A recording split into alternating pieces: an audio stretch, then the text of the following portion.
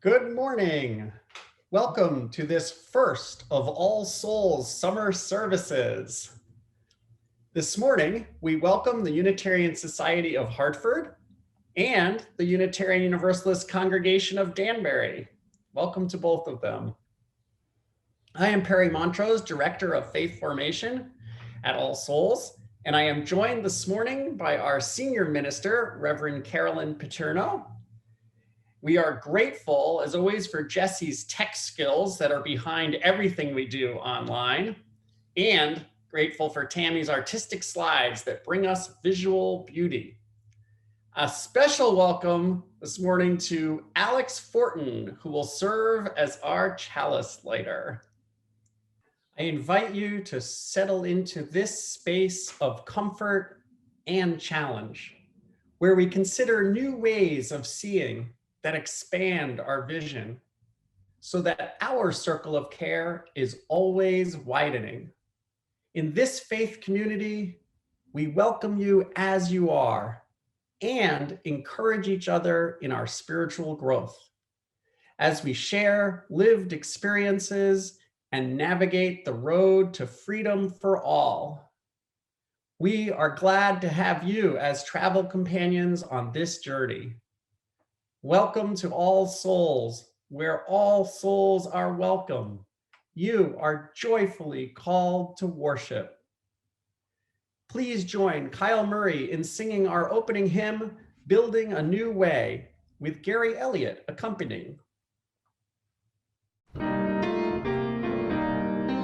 are building a new way.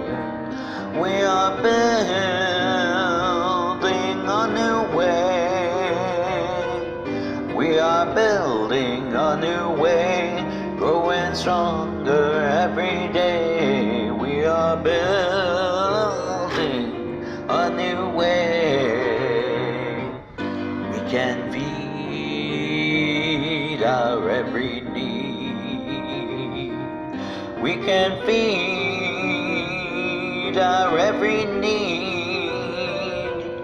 We can feed our every need. Start with love, that is a seed. We can feed our every need. Peace and freedom is our cry. Peace and freedom is our cry. Peace and freedom is our cry. Without these, this world would die. Peace and freedom is our cry.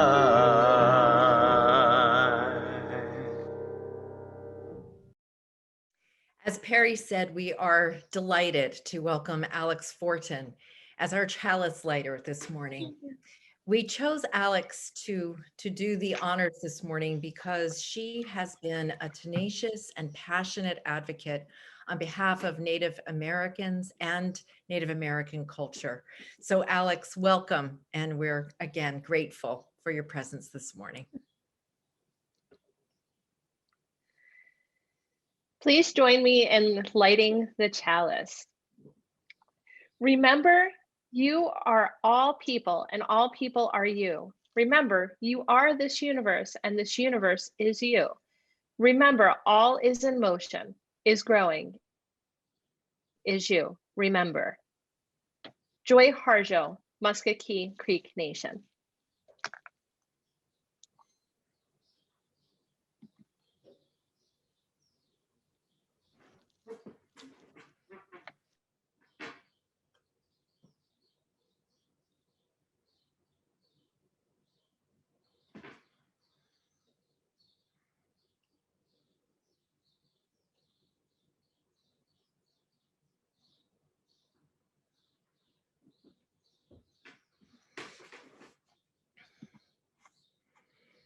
Our practice at All Souls is to light a candle of gratitude. And so this morning, we give thanks that All Souls is joined by our siblings in faith from Danbury and Hartford. We are reminded of the wide circle of our care and companionship that we create together. That this understanding was reinforced in the past year's trial and tribulation is a particular blessing and joy for which we are grateful.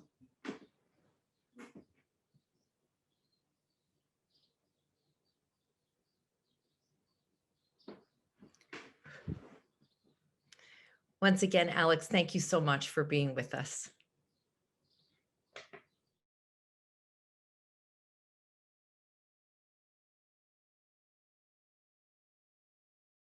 And so my reflection begins.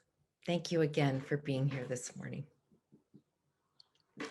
The Day, as those in southeastern Connecticut know, is the local paper in these parts. A couple of weeks ago, there was a guest editorial that took issue with critical race theory and with a local congregation and their minister for their anti-racism work. The editorial is so hair-raising that I sit down immediately and write a letter to the editor in response. My letter is published, and I read the comments. I know what you're thinking, but I always read the comments because I know that it never fails, that there will be fodder for a sermon or a quote, and this time was no exception. Here's what one commentator had to say. Right out of the gate, he writes, "Let me guess, you're a liberal." To which I would say, unabashedly liberal, "Yes, sir, I am." In response to my saying in my letter that all Americans should be required to visit the Memorial for Peace and Justice in Montgomery, Alabama, to witness the truth of our history, the commenter says, "Who else but a liberal would believe in forcing other people you don't know to do something so they see your point of view? Why tar all Americans with the sins of Alabama and the South?" Now, there is so much to unpack here, but I'll be brief in giving voice to what you likely already know. While it is true that all history has a point of view, what we're now experiencing is a reckoning with a point of view that for generations has been skewed by those who have had power over marginalized and oppressed communities, and with that, their stories, their history, our history. And to the commenter's second point, the one about slavery being the sin of the South only, I trust that you are at least minimally aware that Connecticut and whatever non-Southern state from which you may be joining this morning had plenty to do with slavery. If you're not aware or even minimally aware, I commend to you the book Complicity: How the North Promoted, Prolonged, and Profited from Slavery. We'll put that title and the authors in the chat. And with that, I thank the commenter for setting the stage for us this morning. Every year, for the 4th of July service, I examine some phrase or section of the Declaration of Independence. In all of these years, we've not made our way down to its end, past the soaring language that says, and I invite you to say it with me at home if you know it by heart, that says, "We hold these truths to be self-evident, that all men are created equal, and that they are endowed by their creator with certain unalienable rights, that among these are life, liberty, and the pursuit of happiness." What comes next is a long list of grievances against the British king.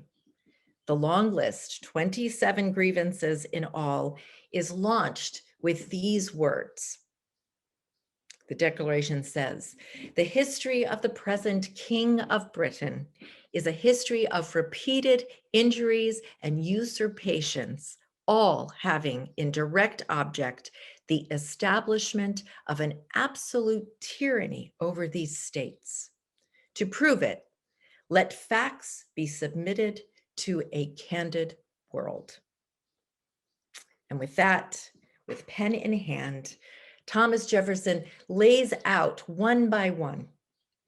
The first 26 seem perfectly reasonable and familiar. Taxation without representation, cutting off the colony's foreign trade, amassing armies, and your basic burning of towns and destroying the colonists' lives.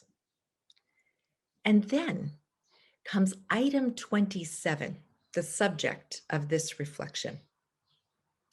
You don't see it coming as it sneaks up on you at the very last of what has been, as I said, reasonable complaints. And then, Perry. The King of Great Britain has excited domestic insurrections amongst us and has endeavored to bring on the inhabitants of our frontiers the merciless Indian savages, whose known rule of warfare is undistinguished destruction of all ages, sexes, and conditions. Wait, what did I just read? You go back, you read it again because you're thinking, oh no.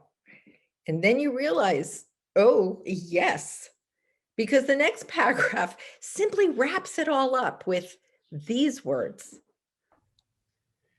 In every stage of these oppressions, we have petitioned for redress in the most humble terms. Our repeated petitions have been answered only by repeated injury. A prince whose character is thus marked by every act which may define a tyrant is unfit to be the ruler of a free people. To that last line, the one about character marked by acts that define tyranny, you can nearly choke on the irony, where most certainly no irony was meant. So here's some history from Indigenous peoples' point of view. It's not pretty, but it is true. An article in the Atlantic by an historian of Native American people laid it out. At the time of the Declaration's writing, there had been an increase in violence caused by colonists invading native lands west of the Appalachian Mountains. A confederacy of over 5 native nations was framed in response, in self-defense. But Thomas Jefferson knew that there would be benefit in stoking anti-Indian racism. Jeffrey Oster, the article's author, explains. He says, the 27th grievance helped lay the foundation for an American nationalism that would demonize the continent's indigenous people, especially when they resisted American aggressions. That's the end of his quote. Exactly when the colonists were breaking away from England, Native Americans were preparing to defend their own freedom and save their own lives, for they believed, for good reason, that the colonists were determined to exterminate them. Genocide was not a word that was in use at the time, but it is basically what Native people described. And so the 27th grievance serves as a dog whistle, also a phrase that wasn't known in the 18th century, but we know well what it means today. It was a signal that the war would serve a dual purpose: to gain independence from Great Britain and to seize all indigenous lands. As all history is, this history is much more complex. I hope that you will take the time to check it out. Because as the writer of this Atlantic article concludes, he writes, the 27th grievance reveals that the original sin at America's founding was twofold. America was built by the labor of enslaved people. It was also built on stolen lands and the genocide of indigenous peoples. And finally, he ends, to understand where this country is now and to imagine a truly just future, America needs to reckon with both of these hard truths. So ends his quote. This is truth. Truth few Americans are aware of. But what's worse, as we can see from the comment section of every newspaper in the land, too few are committed to reckoning with the chasm between what we were taught and all that was kept from us. What does it mean to be a liberal religionist? What does it mean to be a Unitarian Universalist? For one, it means an openness to change. As theologian James Luther Adams defined, to be a liberal religionist is to understand that revelation is continuous. Sometimes the revelation is painful, such as our country's original sins, slavery, and the decimation of Native peoples and the violent displacement from the land they had named as home long before Europeans landed on these shores. Here in southeastern Connecticut, we live among several nations that survived against all odds and have built lives of dignity. We have much to learn from and with the proud people of those nations. So for many years now, you may have noticed Unitarian Universalists have offered land acknowledgements at the start of our national gatherings, regional gatherings as well, meaning acknowledgement is given to the truth that the lands we claim are not our own. Truthfully, however sincere, the start of this effort was somewhat fraught and often awkward in a cringy kind of way. We know better now. We know that to offer such acknowledgement is to undertake serious learning so that the acknowledgement comes from a place of respectful understanding. We will undertake such learning and launch this effort with this, our annual consideration of the Declaration of Independence.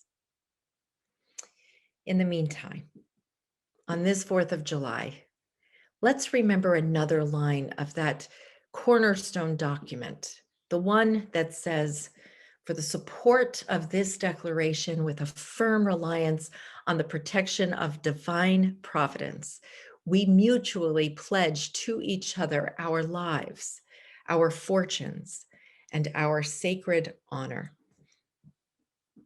It is a worthy aspiration.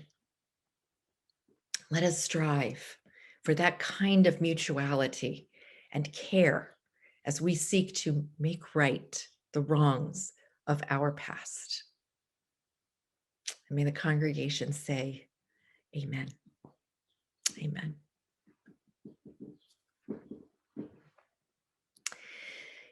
You may be surprised that the musical meditation that follows this critical reflection that you just were offered, you may be surprised that it is America the Beautiful. The polarity of our relationship to our country is striking. We can both be critical and frustrated and sometimes angry, while also loving our country. We do all of those things because we love our country, that it comes from a place of care and love and commitment. And so following this critical reflection is indeed America the Beautiful. It's a song that can still make me weep for its beauty. And so I invite you to hold this polarity as we sit in musical meditation of America the Beautiful and the beautiful images of which we are so proud.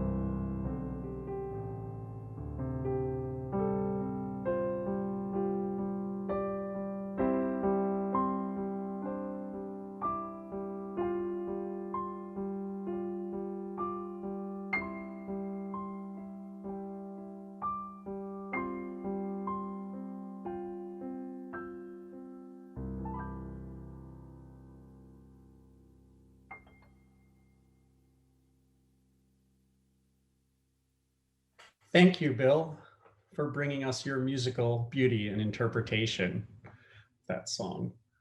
And thank you, Carolyn, for further revelation and a call to justice, a call to our own humility and thoughtfulness in that pursuit.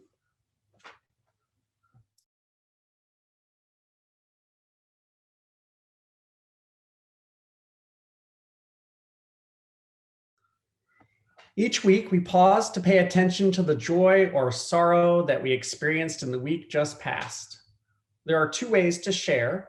One is by email to belovedcommunity@allsouls.net. Joys and sorrows that are received by 2 p.m. on Thursday are read aloud in the Sunday service.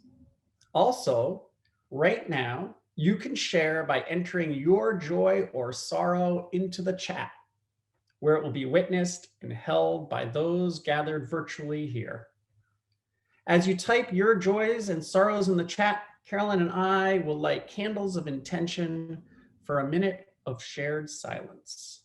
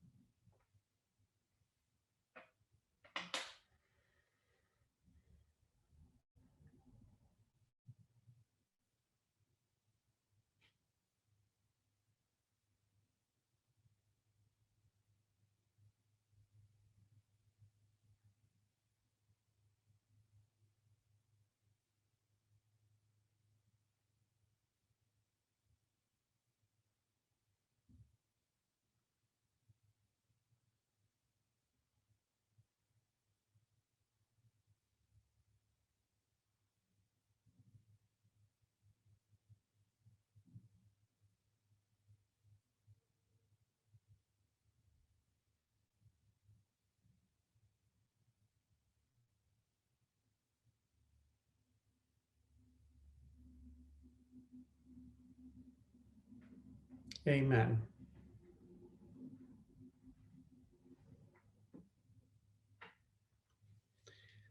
Please join me in prayer as we hold all that has been shared. Spirit of freedom, while we honor the sadness that we hold inside us, help us to be free from perseverating thoughts that hamper our healing. Help us to see others in ways that support their healing and allow us to connect to our fellow sojourners. When the journey feels long, let us be a cane at each other's side. And when joy calls us to a mountaintop, may our voices be heard ringing across the valley. Let our joy hold each unique voice present, and let us amplify the cries of joy and sorrow that have only been whispered in the darkness of fear. May smiles emerge as rainbows after the rain, and healing be a blessing that envelops all people. Amen, and blessed be. Amen. Please join Carolyn and Caitlin in singing our closing hymn, This Is My Song.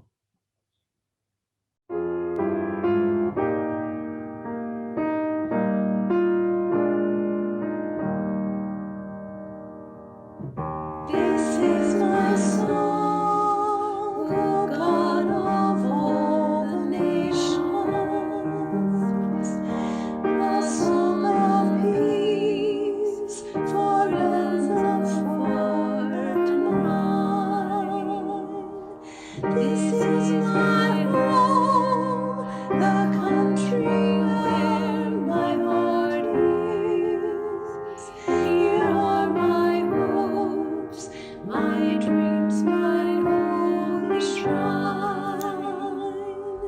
But other hearts in other lands are beating with hopes and dreams as true and high as mine. My country's skies are bluer than the ocean, and sunlight beams on clover leaf and pine. But other lands have sunlight too, and clover, and skies are everywhere as blue as mine. Oh, hear my song, thou God of all the nations, a song of peace for their land and for mine.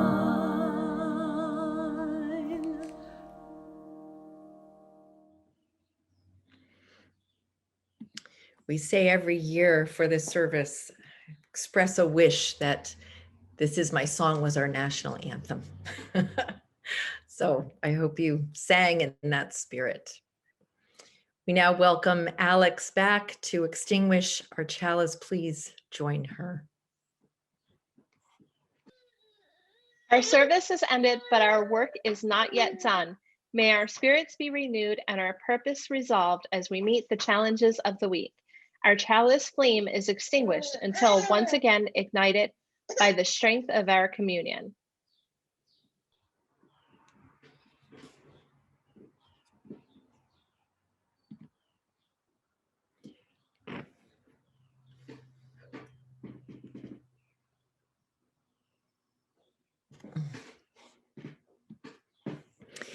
I invite you to place one hand upon your heart and reach out to our extended community this morning.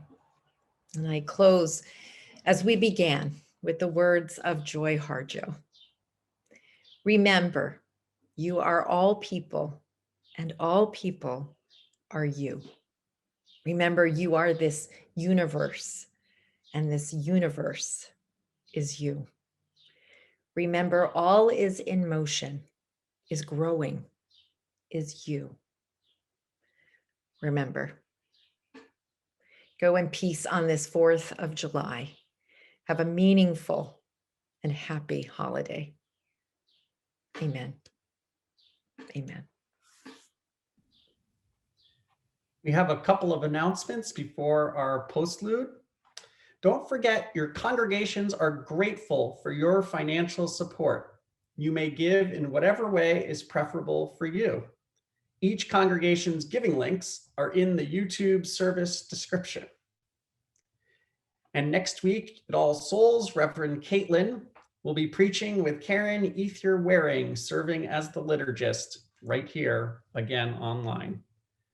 And today, coming up at 11:30, right after this, in the All Souls parking lot, we have our first summer fun and games of the year for children up through rising 8th graders. So come and have fun with us. Today is water games. So be ready to get wet. And please enjoy our postlude. Go in peace, and thank you for being with us.